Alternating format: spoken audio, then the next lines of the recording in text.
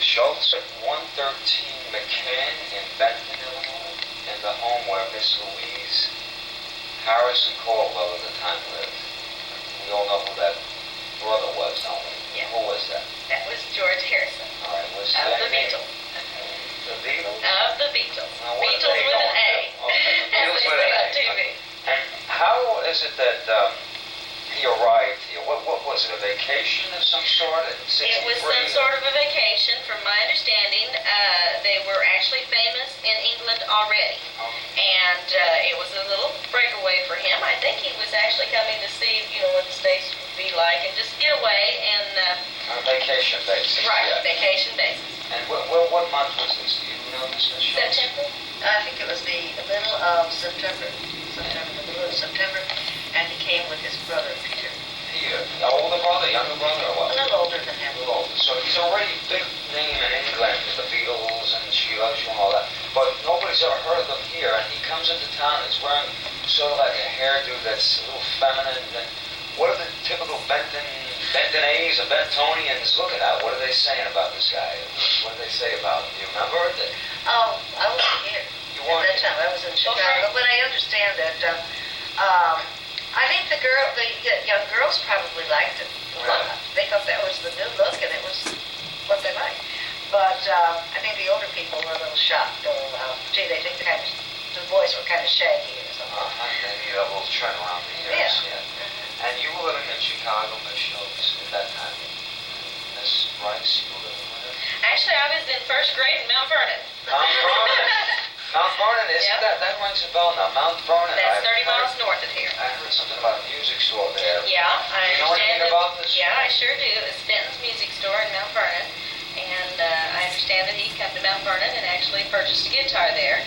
And a friend of my mother's was at the local Taco Villa up there, which was a little drive-in restaurant thing where the girls come out on roller skates. Okay, right. And when she pulled up, the waitress said, "Do you know who that is in that car? Do you know who that is?" And she said, "No, who is it?" Of course, she told her it was George Harrison of the Beatles, and she still remembers that. Okay, but this is what year that this was happening? 1963. But for somebody to be running up to somebody and go, "You know how that is?" And it's not exactly like Elvis or Frank Sinatra there, but the whole world knew him. There was a man in a group that America didn't embrace yet. So how is it that the woman should have got excited? Yeah, they were already popular in England, and they were even heard of here, but they just hadn't come here yet. All right. So it would take maybe a few more months to get Sullivan Show. The following year. No, I don't think it was just a few more months. That wasn't. I think they were here in September, and they were on the Ed Sullivan Show the following February. Okay. A few months. By then, they've saturated the airwaves probably in America, and everybody's wondering what are they. So Benton's very much embraced this whole thing, and they seem to think maybe he's like, we can call him a homeboy, he was here for a while. Was he ever here after 63 or prior? 62 was the only time we know of him being. 63 was it. And he stayed right in his back room, the red carpet and all that. Okay, and... Now, he did visit Louise in New York when she lived in New York, but this was several years later. How long was Louise in this house here? From what year to what year? Does anybody know? Do you remember the exact year? Well, I'm guessing, but I think it was from 62 to 69. All right. Or 70. That sounds like it. So in all that time, don't forget the Beatles are world famous from February 64 on. You go into 1965, 6, 7, 8, all the way to 9. Was she always sought after and pursued by people banging on the door or sending letters, and possibly thinking George would arrive here on vacation? I think she was quite popular at that time. Yeah, and she was with Mr. Who was that now? Mr. Caldwell? Mr. Caldwell was her husband. What was he all about? An Englishman or an American? Wasn't he? I think he was an Englishman. I'm pretty sure. I know he was. He was a mining engineer.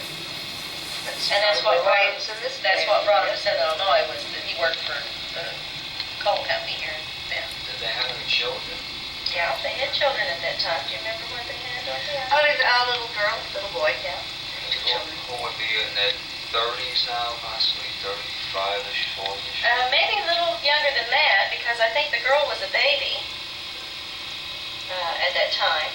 I think the girl was a baby at that time. So, I had heard from I know the little boy was going to school, excuse me. I don't know the little boy was going to school. So he was school age and she was a baby, is what we're estimating. From Bob Ray, you all know Bob Ray, and he said something about some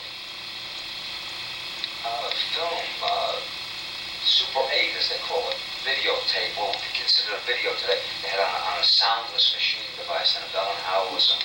Did you ever see that film footage of George Harrison here at the house? No, I didn't. But Bob was just talking about it. And but no, I think he and his family were the only ones that actually got to see it at that time. That would have been the same time. And this is the only time known that George Harrison would have visited his sister that is documented as a comparison to maybe not knowing that he arrived through the back door one night 3 years later is September of '63. And he met some of the locals, maybe, you know, some of the people he played music with here, everybody, you know. Well, of course, Gabe McCarty, you've probably heard of him already. He was one of the four best, wasn't that their name?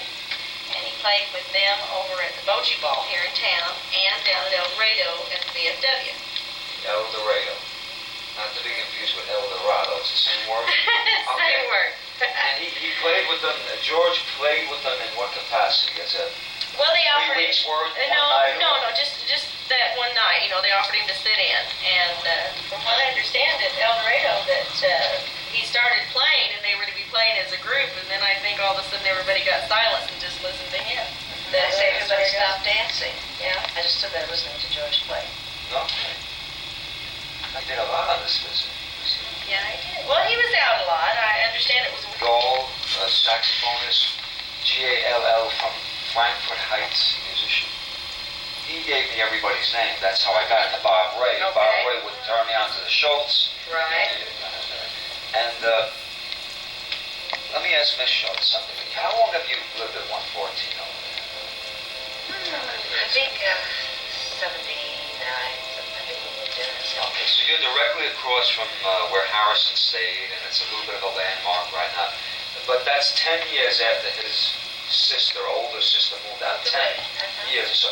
Well, in the time you've been here since '79, which is 16 years to this day, did people come here and was it a big thing, or was it just more recent thing in '95?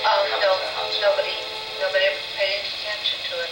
I don't think anybody ever mentioned it to me except a neighbor lived next door to me. You wouldn't have known on your own. I did know on my own. That's the funny part. Well, I knew, I had read it somewhere when I was in Chicago. My mother lived out here. And I read that Louise Harrison lived here. You know, she was the brother of George Harrison. And I did ask my mother about it. But my mother had no idea who the Beatles were. I mean, it was like, I'm not interested in that. Where was your mom at that time? My mother?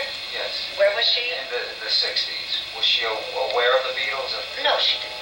She wasn't. I mean, she didn't pay any attention to bands and, you know, things like that. She wasn't interested in that. She was getting up and, you know, getting older, and she didn't care. But she had no idea who they were, and she just said, I don't know. I don't know anything about it. And then I dropped it, but it's funny, I always remembered. I always did. I knew they had been in band.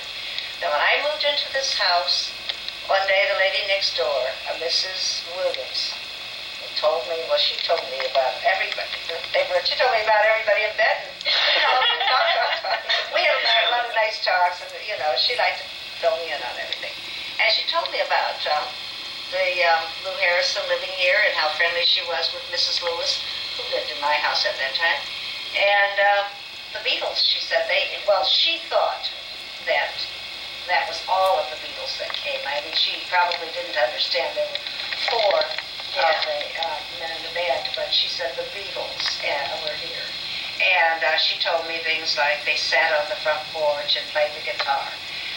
They didn't wear shoes and their hair was long. And she said, well, now she told me that they couldn't drive on the street. She said that the kids would sit out on the street. Now, the way I understand it, nobody paid any attention to him. I mean, he was not really recognized very much in the town.